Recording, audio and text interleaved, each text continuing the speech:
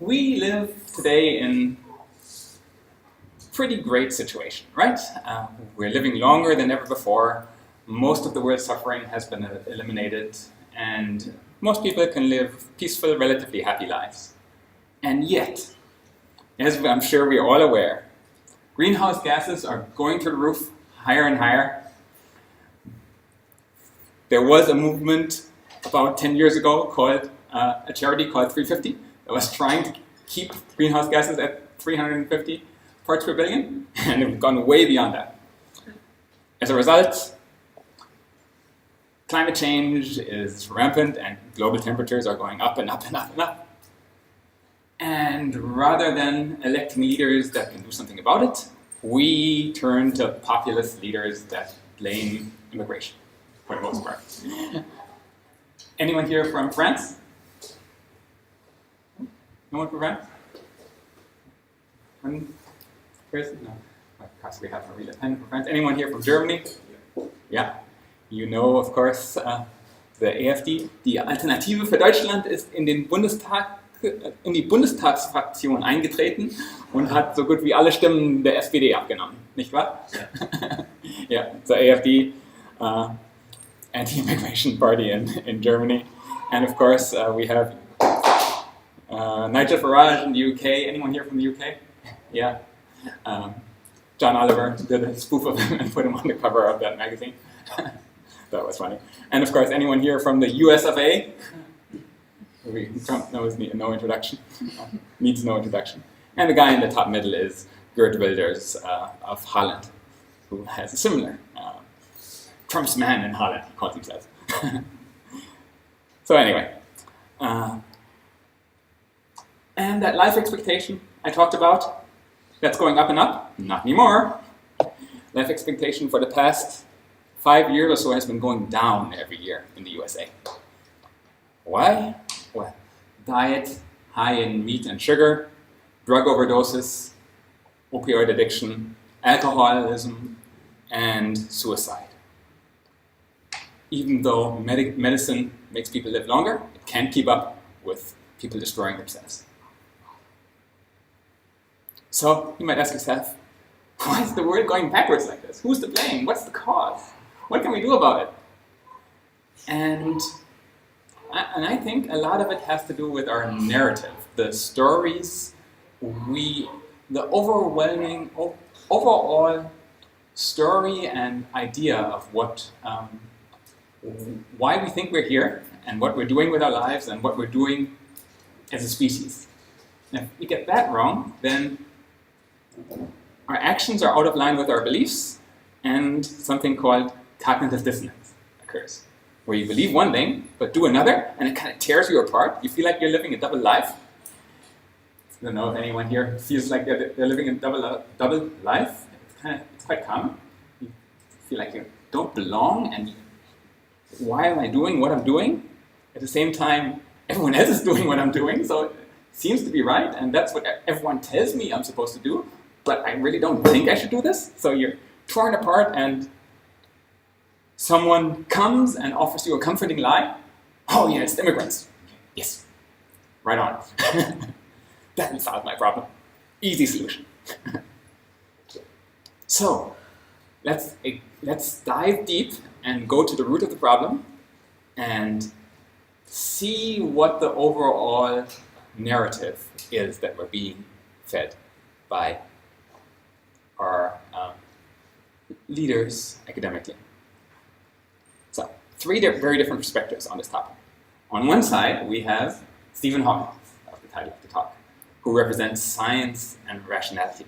He's recently departed, but they've now, after his death, they published a book of his writings. So that contains a lot of these ideas that I'm going to go to. And he's talked about this throughout his life. And on the other side, we have Christian religion, which represents faith, belief, hope, those kind of things. And then, not in the middle, but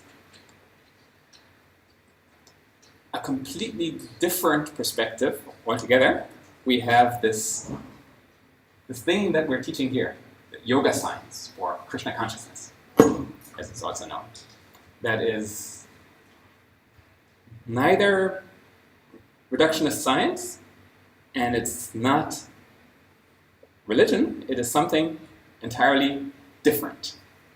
So this yoga science, for those that don't know, by the way, anyone here have no idea who here has heard the term Krishna consciousness before? Who has not heard the term Krishna consciousness before? Yeah, a few people. Most of you have. So we are doing this thing that we're doing here and teaching at the lab is called Krishna consciousness. You could also describe it as yoga science. So it comes from it's a 5,000-year-old process from one of the world's most advanced ancient civilizations. All right. So I will try and we'll go through each of these perspectives one by one, and I will try and explain how they interrelate and what their thoughts are on the topic of what narrative we should have as a society. All right, let's start with Stephen Hawking. Stephen Hawking recently passed away. Super smart scientist, of course. He was paralyzed at a young age by Lou Gehrig's disease, but remained professor of physics and mathematics at Cambridge University.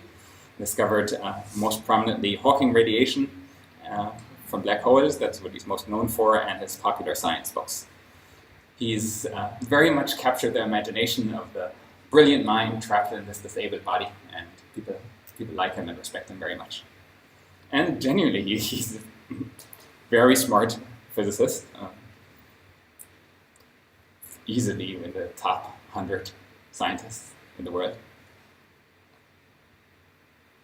But if you ask, while Stephen Hawking is well known as a scientist, he's in academic circles, he's all right, but he's not like the person you turn to as like, wow, that's the most brilliant scientist alive today. That honor would go to Sir Roger Penrose. Anyone heard of Roger Penrose before? Yes. He's a professor at Oxford, Cambridge-Oxford rivalry there. He discovered, his Wikipedia article is like 100 pages long of all the stuff he's discovered. So many physical, astrophysical effects, and he's written a number of books. But still alive today, age 88. And yeah, he you would probably say is arguably the most influential scientist currently, smartest, most influential scientist currently alive today.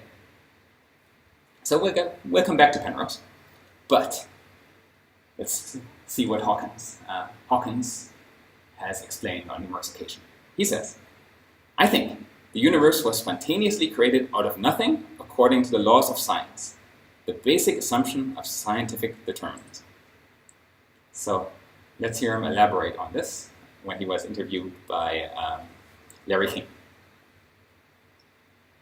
You say that science can explain the universe without the need for a creator. Well, what is that explanation? Why is there something instead of nothing? Gravity and quantum theory cause universes to be created spontaneously out of nothing. You write that because there is a law such as gravity, the universe can and will create itself from nothing. Will you tell me how that law came into existence? Gravity is a consequence of M theory, which is the only possible unified theory. It is like saying, why is 2 plus 2 4? One of your colleagues at Cambridge says that science provides us with a narrative as to how existence may happen, but theology addresses the meaning of the narrative. How do you respond to that? The scientific account is complete. Theology is unnecessary. Pretty directly put. What gives your life, your existence, meaning? I have a full and satisfying life. My work and my family are very important to me. You recently said that you see great dangers for the human race. What are the sources of these dangers? Is it mankind itself or external factors? We are in danger of destroying ourselves by our greed and stupidity. We cannot remain looking inwards at ourselves on the small and increasingly polluted and overcrowded planet.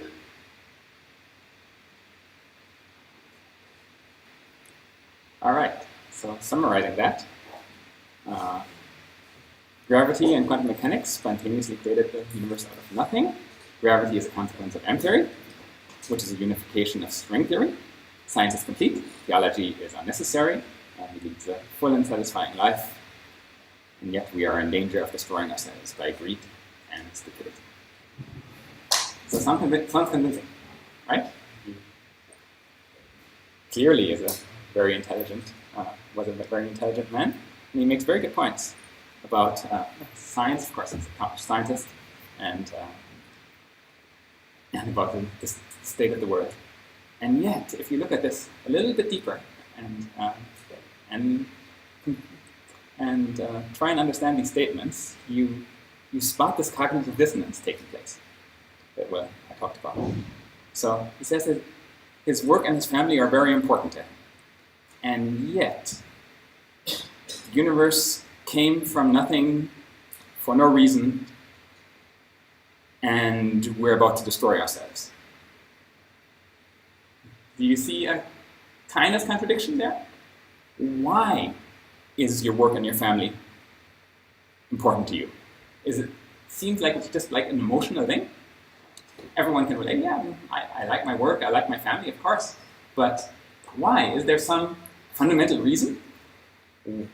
If your work and your family have been spontaneously created from nothing for no reason, then what reason does it have to be important? Why is it important if there's no meaning in its creation? So,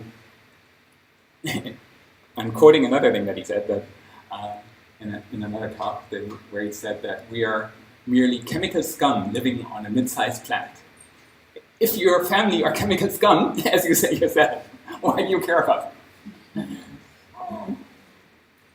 And following on from this, consequences of this narrative that's called scientific determinism, where by the laws of science everything got created by cause and effect, is that there's really no chance for free will to enter, because everything is just a consequence of billiard balls hitting each other.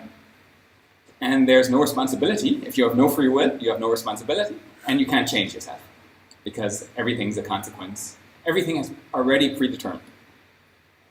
And this very much encourages this short-term thinking of, well, if everything's predetermined anyway, what can I do about it? Might as well just try to be happy, because nothing actually matters. Try to squeeze as much enjoyment as I can from life. Might as well fire up Tinder and do what I can. And then I die, and that's the end of that. Oh well.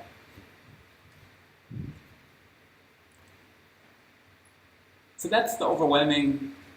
Most people today kind of believe that kind of narrative of scientific determinism, even though we don't really consciously think about it too much. At least most of us, I don't really kind of wake up in the morning and think, where did the universe come from? Just kind of get on with my life. So, of course, Hawkins stating these things, Christians don't just sit idle, they respond, and of course there are many different Christian groups that believe various different things. So here's one called the Apologetics Press. Apologetics is defense of the Bible. That's the academic field of defense of the Bible. So Krishna consciousness being completely different from this, I'll get to that in a moment, but first the Christian response. They wrote an article countering Hawkins' statements, and they said they make various arguments. One is the so-called cosmological argument, where, as the story goes, Sir Isaac Newton, famous scientist, constructed one of these models in his house, and invited one of his friends over. And his friend came and saw this model of the solar system, and it's like, wow, where did this come from? Who built this thing? He's like, no, this came from nothing, by chance. There happened to be an earthquake, and when I came home, this thing manifested in my house. This thing kind of appeared. He's like, no, come on. You built this thing, right? Or you had it built by someone? He's like, no, it came about by chance. He was like, if you think the actual solar system came about by chance, then how come you can't believe that a simple model of the solar system with years came about by chance? So that's the cosmological argument. So the solar system is so complicated that it couldn't possibly have come about by chance. But Hawkins' response to that, no, actually you don't need a cook to create the universe. Just like you can conjure something out of nothing, at least for a short while, short being a couple of billion, 50 billion years or however old the universe is. And if you understand the mathematics about it, mathematics are kind of complicated, but trust me, it's true. It's just like if you have a field and you dig a hole. The field is nothing, but you dig a hole and create a mound. All physical matter in the universe is like the mound of Earth, and you leave a hole, which is negative energy in space. So the universe can pop out of nothing by creating this imbalance of positive and negative energy. And you can create some mathematical formula to show how this works. Just like the Hawking radiation that Stephen Hawking is famous for, where virtual particles pop out of nothing, one gets sucked into the black hole, and the other shoots out. So a black hole where everything should be sucked into the black hole actually emanates radiation by particles coming out of nothing and splitting. One being sucked in, other being emanated from the black hole, which is an actual effect that scientists have observed. So something can come from that. See? So you can see, yeah, in one sense, the model of the universe, our cosmological argument is good. In another sense, Hawkins has a point. Then they go on. Christians go on to make another point, the teleological argument, where they say, you need to know where those laws come from. Where do the laws of physics come from? That's where the mystery lies, the laws. I think the key point here is that these very laws we're talking about are simply, for most scientists, unexplained. So either you have unexplained God or unexplained laws. Laws need a law maker, right? If you have laws, someone has to create the laws. But Hawkins responded, no, gravity is a consequence of M theory, and that's the only possible unification of string theory. So there's the scientific theory that seems to unify 12 different disparate scientific theories in, you take 12 different explanations for why there are 11 dimensions and add a 12th dimension on top of it, which unifies the different theories together, and that the mathematics are really elegant and it works out, and you're thinking this is the only way the laws of nature could possibly have resulted. So therefore, it must be true. So you're like, yeah, in one sense, laws lead a lawmaker, but in another sense, there's this M theory, which seems to unify string theory, but at the same time, there is no string, this so-called M theory, no one has come up with a way of testing if it's true. So you kind of just have to believe in it because the mathematics work out so nicely. And if you believe in something without any way of proving it's true, what do you call that? Other than maybe a religion? So then Jeff Miller, the author, one of the authors writing for the Apologetic Express, says, at the end of a long article describing all the Christian arguments, says, the temporary existence we reside in, one in which black holes may exist, came into being a few thousand years ago when God created it. Stephen Hawkins betrays his ignorance of true theism by his assertions. And to that, I'm just like, oh, really? After making some actually quite good arguments, you go to God created the universe a few thousand years ago, and dinosaur bones are put there by God to confuse scientists. And like, really, you had to go to that? Christian creationism, where history started about 4,000 years ago, if you add up all the dates in the Bible. So, and because Hawkins doesn't believe in this, he is ignorant of theism. That I don't know, might work for you, but this doesn't do it for me. It's like it really comes down to two religious beliefs arguing against each other. Hawkins believes in this elegant mathematics unifying string theory, which is unprovable, and Jeff Miller believes in God creating the universe out of nothing 4,000 years ago, with no way of proving it. So, of course, they talk past each other, and you don't get any kind of satisfying conclusion. It's intensely frustrating because you want to understand who we are, what we're doing here, what our meaning is, and seemingly both sides, no matter where you turn, you find religious belief. Believe in me. No, believe in me. What do? Well, one thing I did. About when was it?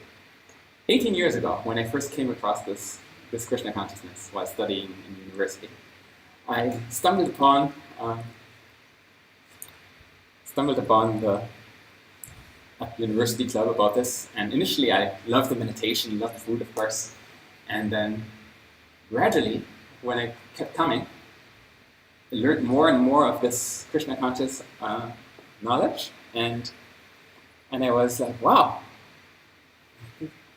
they have a point. This actually makes sense. I didn't expect this. It's not religious belief. It's something else. It has some practical experience. There's a process for verifying the knowledge.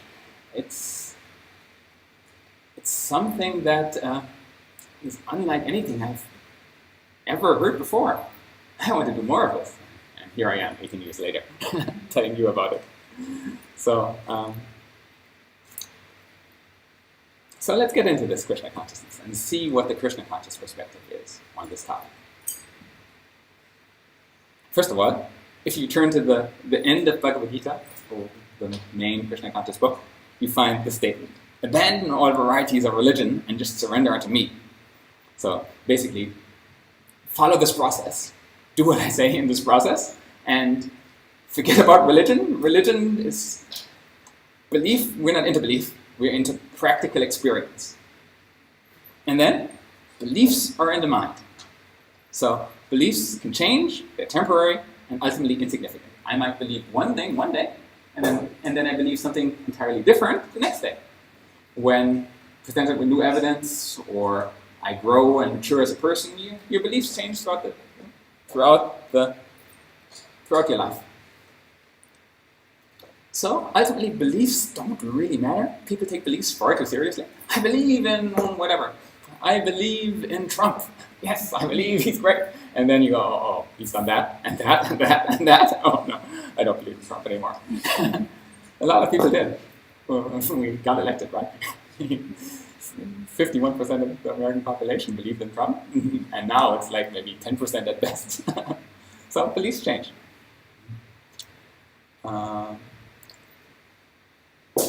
So let's address this fundamental point that Hawkins makes. If you accept, as I do, Hawkins says, that the laws of nature are fixed, then it doesn't take long to ask, what role is there for God? What's wrong with this microphone? So that sounds convincing, right? If the laws of nature are fixed, and whatever happens in the universe is governed by laws of nature, some kind of God, whatever that might be, can't intervene and suddenly change stuff. You can't modify the universe to, say, create life or something if the laws of nature are fixed.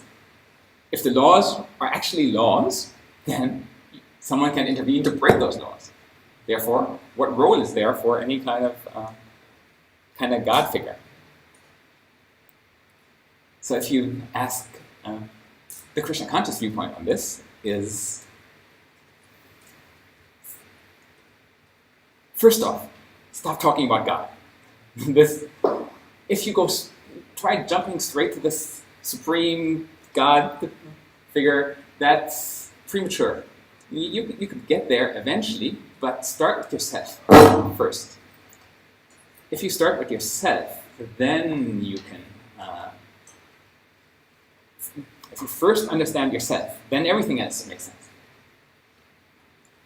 And so you start with what is the self? The self is consciousness. It's not the changeable beliefs that you might have. You aren't your beliefs. You certainly aren't your body. Your body changes. Your body is completely different from when you were a baby. Your body is changing all the time. Every 7 years, every cell of your body gets renewed and replaced. So the body is always changing. Yes. And so what you are is consciousness. Your understanding of I am me, I am myself, your conscious experience of your life. So then, the laws of nature are fixed. Let's try an experiment to see if that's actually true. Can someone name me a law of nature? What's a law of nature? Gravity. Gravity, yes. Exactly what I was getting at. Gravity. Can we violate the law of gravity? No. Who thinks no? Come on. Most people, yeah. All right. Can I have a volunteer for trying to violate the laws of nature? Volunteer from the audience. Come on, it won't hurt. I'll do it. All right, Shanghai. Can you take this pillow and please drop it here? Okay, maybe stand over here so you don't hurt someone. And try and drop that again. Try to drop it again. Seems like gravity is working, pulling the pillow to the floor. Drop it again. Hey, wait, what just happened? How come the pillow didn't fall to the floor? Thanks, Shanghai. Why did the pillow not impact the floor? The pillow has still not hit the floor. What happened to gravity? And everyone's like, come on. Can someone tell me why the pillow didn't hit the floor? Yeah. Why didn't the laws of nature act? It did, but he intervened. Yeah. He was part of the Opposite force. But what caused him to stop the pillow? The laws of nature? Upward force. Yeah, but why did he stop the pillow falling? Yes, exactly. A conscious decision, not governed by the laws of nature. So, Cameron here, you don't even need to talk about God. Simply, Cameron, stop the laws of nature from acting by his conscious decision. And that's true if you understand that consciousness is not a result of natural phenomena. And it's not just me that believes this. Remember Sir Roger Penrose? Arguably the best scientist in the world today? Well, here's him just a couple of weeks ago talking to Joe Rogan. Joe Rogan is interviewing like everyone who's possibly famous in the world now. He's really killing it. But listen to this clip from the interview. And by the way, Penrose is 88 years old. I don't know if you've ever met anyone as smart and intelligent when they're 88 years old as Penrose in this interview. But let's see.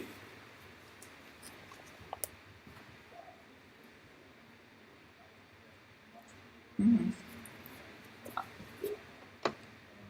One of the things that I really wanted to talk to you about, I find quite interesting, is consciousness. Mm-hmm. And your belief that consciousness is not simply calculation, but that there's something more to it, and what you think this more could possibly be from a scientific perspective, which is unusual, because a lot of people have some theories about consciousness, but they're usually crazy people like myself.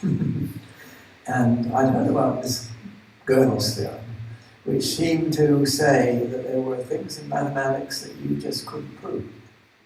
And I didn't like that idea. But when I went to this course by Steve, and he explained what it really says. And what it says is, suppose you've got a method of proving things in mathematics. And when I say things, I mean things with numbers. The one famous example is Fermat's last theorem. There's the Goldbach conjecture, which isn't yet proved. That every even number bigger than 2 is the sum of 2 prime numbers. That's the sort of example of the thing. It's just sort of mathematical things about numbers, which you can see what they mean, but it may be very difficult to see whether it's true or untrue. But the idea, often, is in mathematics, you've got a system of methods of proof. And the key thing about these methods of proof is that you can have a computer check whether you've done it right. And what Gödel shows is he constructs a very specific sentence, a statement, which is a number thing, like the Fermat's last theorem or something. Think about numbers, which what he shows is if you trust this algorithm for proving mathematical things, then you can see by the way it's constructed that it's true. But you can also see by the way it's constructed that it cannot be proved by this procedure. Now this was amazing to me because it tells me that, okay, you cannot formalize your understanding in a scheme which you can put on a computer. You see, this statement which Gödel comes up with is something you can see on the basis of the same understanding that allows you to trust the rules, that it's true, but that it's not actually derivable by the rules. You see it's true by virtue of your belief in the rules. And this to me was amazing. And I thought, oh, what's understanding? What does it mean? Is it something following rules? Is it an algorithm? Well, this more or less says it's not an algorithm. Because whatever it was, there would be something that you could still see as true, even though you don't get it through the algorithm that you had in the first place. So this was there are a lot of subtleties about this too, which people argue about, obviously. But it was pretty convincing to me that this shows that we don't think, when we understand something, what's going on in our heads is not an algorithm. It's not following rules. It's something else. It's something that requires our conscious appreciation of what we're thinking about. And thinking is a conscious thing. Understanding is a conscious activity. So I form the view that conscious activities, whatever they are, not just that kind of thing, but playing music or falling in love or whatever these things might be, are not computations. It's something that's going on. So yeah, various different ways of arriving at this conclusion. One by Gödel's theorem, which is hugely complicated in mathematics, but consciousness is something else. It's not following the laws of nature. It's its own thing. Another way of arriving at this is the famous statement, I think, therefore I am, by Descartes. Cogito ergo sum in Latin.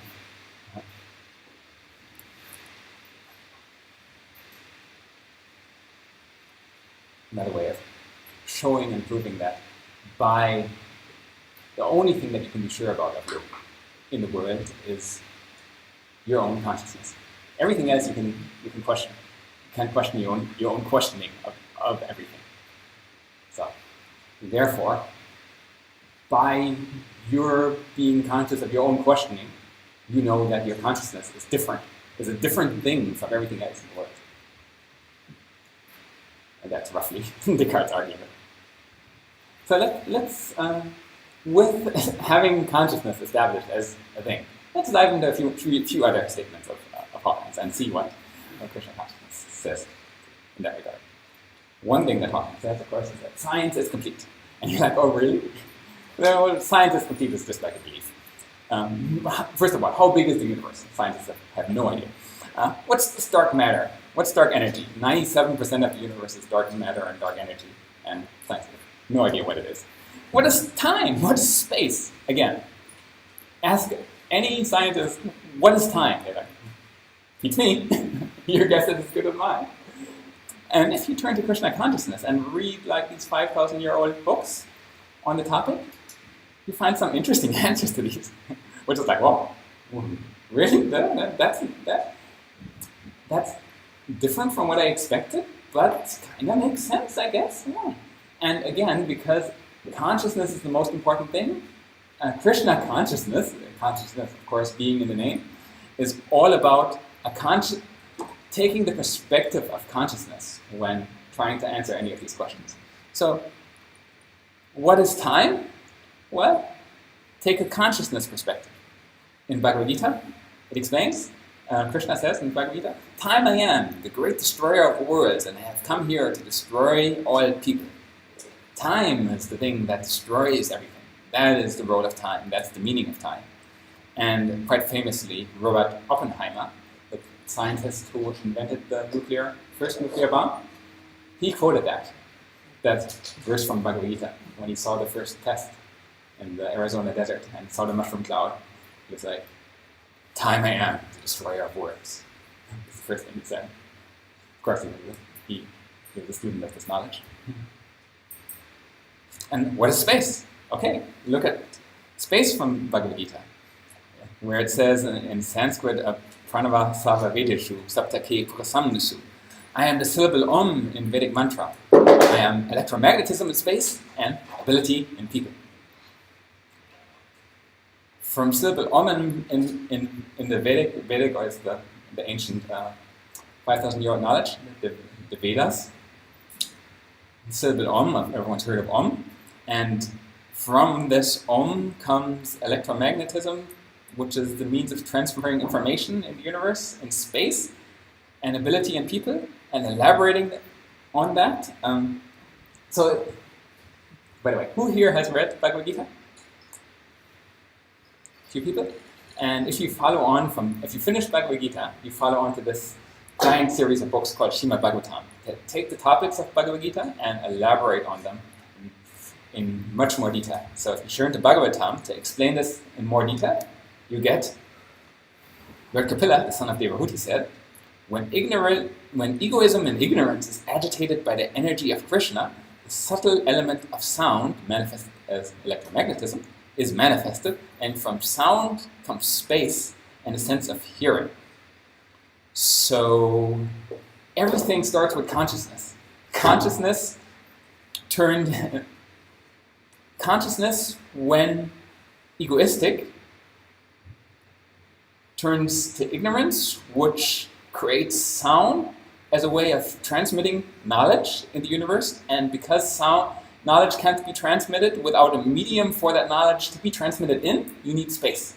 So you get space. So space is simply a medium for sound. Of course, there's no sound in space. Therefore, sound is not the word sabda here. Sanskrit word sabda doesn't mean sound as in sound from me speaking. It's means of transferring information, which electromagnetism, like radio waves, is in space. So, but radio waves can't operate without empty space to vibrate in. So you have empty space created as a means for transmitting knowledge so that you can have egoistic consciousness. And if that sounds a bit complicated, well, ask me afterwards. we can explain it in more detail. It takes a while to get this, but I hope you can appreciate that actually kind of makes sense as an explanation. It's not just like believe in it. It's because of this and this and this and this and this, you acquire space. So you get this thing that can act as a medium for electromagnetism. And that's from a 5,000-year-old book. It's like, what? So then, let's contrast this statement that we started with. I think the universe was spontaneously created out of nothing according to the laws of science, the basic assumption of scientific determinism. Like dominoes falling. Took one domino at the start of the universe and the rest fall into place. And Contrast that with a statement coming fully from the perspective of consciousness in Bhagavad-gita. Thus, knowing oneself to be transcendental to the material senses, mind, and intelligence, meaning know yourself to be consciousness, O mighty armed Arjuna, one should steady the mind by deliberate spiritual intelligence, Krishna consciousness. Steady the mind by studying this knowledge and practicing this Krishna consciousness process. And thus, by spiritual strength, conquer this insatiable enemy known as material desire. So we started with the state of the world, climate change, we're unable or unwilling to change the predicament of the world, possibly because we believe that the universe was created from nothing according to the laws of science, and science is completely deterministic. Everything that happens is already predetermined. We can't influence. But we can influence if we use deliberate spiritual intelligence to conquer material desires, which lead us to exploit the world, and come to a higher platform. A direct result, if you read the Krishna writings a bit more, you end up understanding that a consequence of this spiritual intelligence, Krishna consciousness, is an increase in truthfulness, cleanliness, anxiety, austerity, and mercy. So truthfulness, not lying to each other, not lying to ourselves, not having this cognitive dissonance in our lives. Cleanliness, keeping our mind and body clean, keeping the planet clean. Austerity, accepting inconvenience for a higher purpose.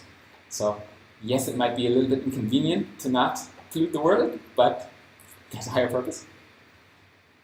And mercy, not harming other living entities, not killing animals for food, that kind of thing.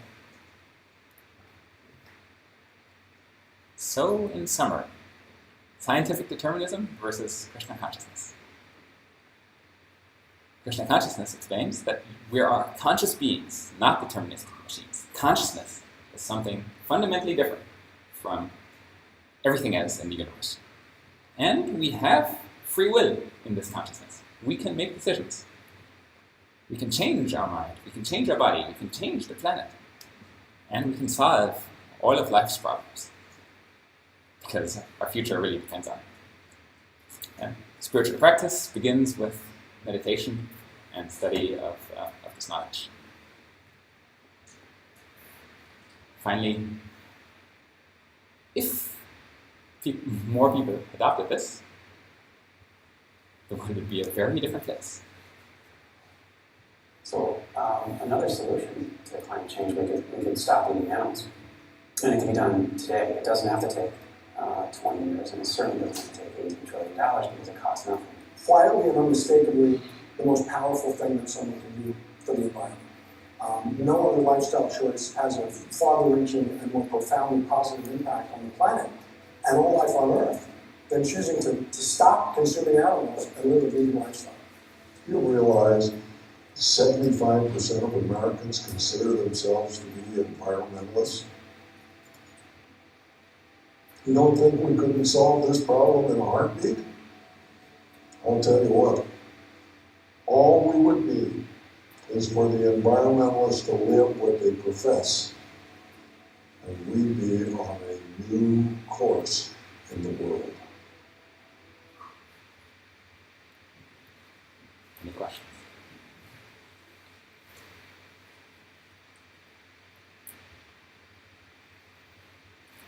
Do you guys believe in a monotheistic God, or what's the point of belief? Okay, very good question, and the answer is we don't believe in anything. There is a spiritual practice. Practice, for example, chanting this mantra. We will practice after this talk. You practice kind of positive lifestyle choices, practice study of the knowledge, and then you see for yourself if there is a monotheistic God or not. It becomes entirely obvious, and by personal experience, you can prove to yourself the existence or non-existence of a God. So first comes the knowledge of the self, understanding of I am consciousness, I am, and then you try to develop that consciousness, raise that consciousness, and connect that consciousness to the Supreme. And by that connection, then you may or may not experience the truth of existence of a God or not. So is that blue God and all these strange characters? yeah, well, that's a depiction of Krishna as described in the Krishna literature. So the conclusion of Krishna consciousness is yes, to connect yourself to Krishna and understand that Krishna exists, but you don't have to believe it. In fact, good if you don't believe it. Some people treat like so-called Hinduism, whatever that means, believes in Krishna as a god. But Krishna consciousness comes to understanding of Krishna's existence through a practical scientific process of consciousness transformation that requires no belief. So when you chant these things, is it relevant to your consciousness to relevant? Yeah, exactly. And has welcome side effects of like reducing stress and all the benefits of meditation. So along the way, you improve your life. And increasing mercy, austerity, truthfulness, and those things. All those good things. So all it really takes is to try it. 18 years ago, I was like, yeah, I'll give it a go. See what happens. You can try the meditation practice and see where it leads. Or not. Free will. It's your choice. Can't force anyone to do anything. I just recommend that it seems to make enough sense that it's worth like a couple of months of trying it. So, up to you. Okay, had a question over there? Sorry? What is nothing? You mean like space, empty nothing, as in from a scientific point of view? Yeah, yeah. So if you look into quantum mechanics and modern science, so-called nothing has incredible power to do all kinds of amazing things. Nothing can cause radiation to emanate from black holes because particles come from nothing and get sucked into black holes and other particles get emitted because nothing can produce particles out of nothing. Whole universes can come from nothing and then collapse back into nothing. This nothing suddenly has a so-called quantum vacuum, has thousands of papers in mathematics written about its qualities and abilities. So nothing, as known in Sanskrit as ke, sapta ke, sound in space, is a thing.